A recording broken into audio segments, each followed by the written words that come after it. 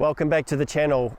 Here we are with New Zealand's very first all-electric Volvo. It's not just the first, it's the only fully electric Volvo in the country. This is the Volvo XC40 P8 all-wheel drive Recharge.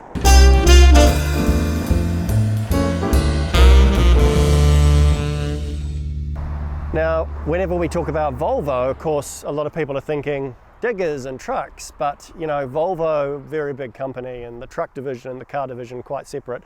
Volvo make a beautiful car in Sweden, in Gothenburg. Now, several years ago, we were lucky enough to fly to Gothenburg and pick up the very first, and I think the only, factory delivered for the Southern Hemisphere XC90 hybrid, plug-in hybrid.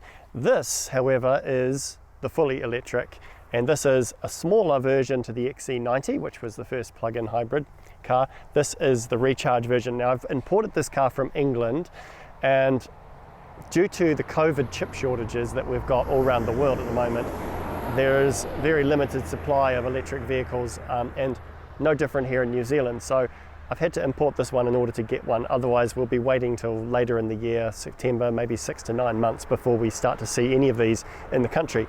The XC40 has been around for a while, and the XC40 plug-in hybrid has been around for a while as well, but not the full electric. Now, I could talk about this car for, I've done about 700 kilometers in this car, picked it up in Auckland and drove it here. I could talk about how great it is. It is truly an amazing car. The four-wheel drive has incredible power. It's Tesla power. We drove the Polestar 2 just the other day, and quite a different car, the single motor Polestar 2 to this, which is the dual motor. And of course this came before the Polestar 2. The technology was here first.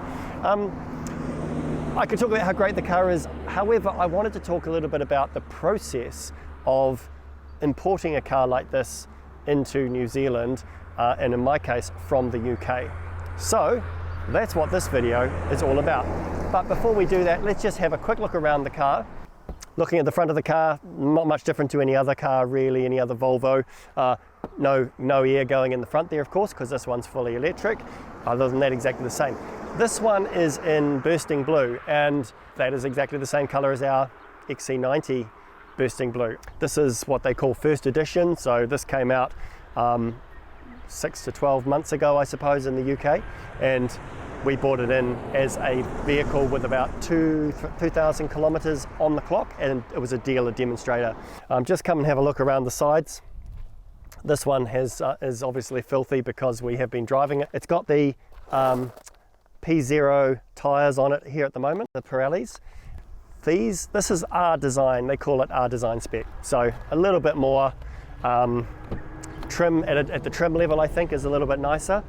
One of the little things one of the little quirks, I guess, and features that you'll find about importing a car from the UK is, of course, whether or not the stereo system is going to work in New Zealand. And this one didn't initially, but interestingly enough, over time it started to. These electric cars do have SIM cards built into them, and those SIM cards tend to be country specific, and in our case there's no difference. However, what we've found is it's kind of reset and adjusted itself to the New Zealand conditions. I'm just going to jump in the car and we'll just get back on the road. As I said, we've just come down from Auckland, and we're driving this car ourselves down from Auckland to Christchurch. Now, when the car's imported, it does typically get into the Auckland port, has to clear a compliance centre, and then it gets essentially registered and warranted and put onto the road.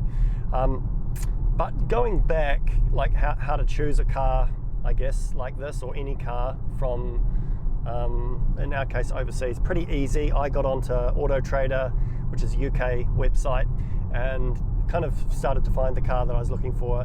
There were quite a few of this particular type of car, and they're quite often dealer cars. Now, if you're going to be importing a car from the UK, you want to look for a car that's VAT qualifying, and by VAT qualifying, essentially what that means is you can claim the VAT, which is around 17.5%. You can claim that back when you purchase the car and when it leaves the UK. So That's a significant amount of money, because either way, whether you're going to be paying VAT or not, you're also going to be paying New Zealand GST on the car, on the purchase price of the car when it arrives. So there are a lot of these extra costs that you need to consider, but the VAT is a really big one. Now, in my case, I got online and I couldn't find any of the cars of this type of car. I couldn't really tell very easily whether it was a VAT qualifying car. So I got hold of a shipping company, and this is also an importing company. So this is somebody who basically brokers the deal on your behalf to buy the car, and then they cover the costs of importing the car into New Zealand and then getting the car cleared through New Zealand compliance and essentially handed over to you, or delivered to your door if that's what you want. Now in my case, I didn't want it delivered to the door, I wanted it delivered to Auckland, and then I was going to pick it up. So I worked with that shipping company. They have a number of contacts in the industry, and they were actually able to source me the exact car with the exact specs, VAT qualifying, and that's where we have ended up today. That process was incredibly straightforward and incredibly simple. So I'd highly, highly recommend getting someone on that end to help handle all of that information. One thing I also did was I sent an Apple AirTag across to the UK to that shipping company. So the Apple AirTag was just another thing that I put on it to add a little bit of interest to the boredom of waiting for a car to arrive, because it takes 2 to 3 months from the time you buy the car to the time it arrives in New Zealand. Once the car got into Auckland, I made contact with the ground-based staff from the shipping company, who advised that the car was then at the compliance centre. We used Fast Track Compliance, who have been fantastic to work with. They basically have to pull the car to pieces and have a look at the ins and outs of the car, looking at the brakes, looking at any wear on the brakes, tyres, the overall health of the car. They're giving it a warrant of fitness as well as a full inspection for safety, and then they provide a warrant, and then they get the car registered to you, and away you go. Really quite straightforward. And the cost to do all of this, well, I'm going to break it down on the screen because that's a much easier way to do it. I've got the purchase price of the car, you've got the importing costs, and then you've got some of the compliance costs and things like that. So it's not necessarily the cheapest way to buy a car, although in this case there was no comparison because this car does not exist in New Zealand. This is a one of a kind. What about some of the pitfalls and problems of doing all of this? Well, I mean, bringing a car in from another country, you've got to remember the car will be factory delivered to the country of origin and all set up, and a lot of these cars are highly technical. These cars, for example, come with a modem, they come with an internet connection, it's got Google Maps provided by Android Auto and all that sort of thing, and that's specific to the UK. So once the car arrived in New Zealand, that's essentially not working. And even though the hardware for the car is really quite similar to both countries, there is a possibility that the SIM card is different. Now this car doesn't actually have a SIM card, it probably has an eSIM, I'm yet to find out. However, it does have a Wi-Fi, you can connect it to Wi-Fi, so just connect it to my hotspot on my phone, and by doing that, you're allowing the maps to start working, it starts caching, and then away you go, rock and roll, the whole thing starts working. Now, the other problem that we had going through compliance was these cars, especially Volvos, they have so much safety built into them that some of the safety sensors were triggered either during transit or during the inspection, and essentially there was a brake failure warning came up on the screen. Now that required me to send the car into the Volvo dealer in Auckland to have the car kind of reset, the software reset on the car, and then reset that error code. And that did take a couple of days, and that was something that we didn't expect. But on the plus side of that, I ended up borrowing a Polestar 2 for the weekend, so that was another video, which is quite exciting. But the process was simple and pretty painless, and the drive from Auckland is the most fun part. This car, as I mentioned earlier, is fantastic to drive. It is very, very capable. It has a lot of giddy up, I think it's 0 to 100 in 5 seconds. It feels faster than that, so I haven't officially timed that.